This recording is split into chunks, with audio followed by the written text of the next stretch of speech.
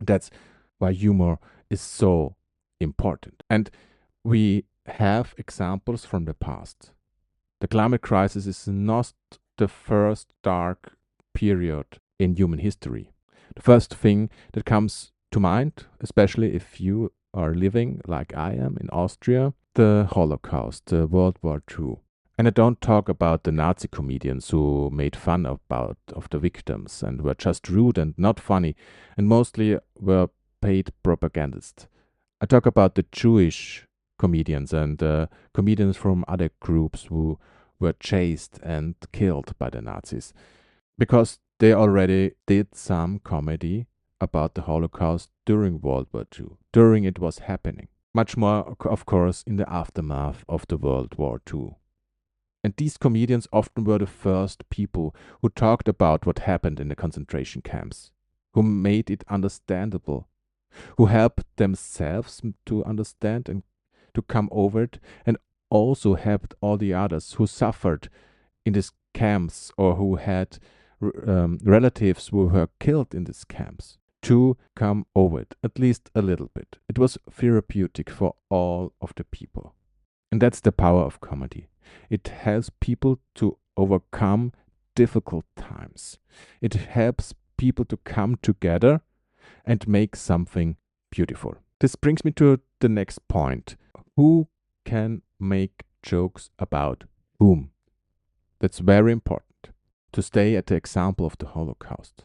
It's totally okay if Jewish people and other groups who were chased by the Nazis make fun of it because it helps themselves.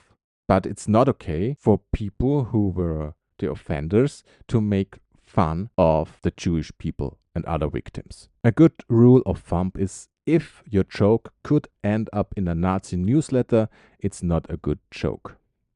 And so it is in the climate crisis. But there's one difference.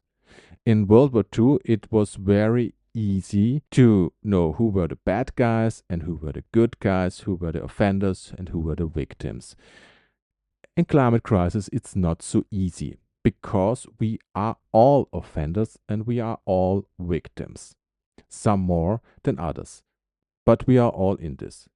If you target a joke about the climate crisis against someone, good targets the 1% or the top 10% or even the top 49% if the lower 51% make jokes of them. People from the aviation industry, from the fossil fuels industry, from the cars industry and the agricultural industry, and even politicians who do not do their job to solve the climate crisis. These people are all good targets. Also, we Europeans or North Americans or people from certain Asian countries who are the biggest emitters are good targets. We as a society are a good target, and even if you make fun of climate change itself, I believe this is a good target. No good targets are people who didn't emit as much as we have or as we do.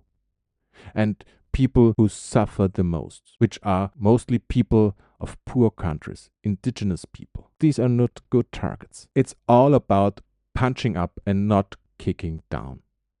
That's for every situation, but especially if you make fun about people in a crisis.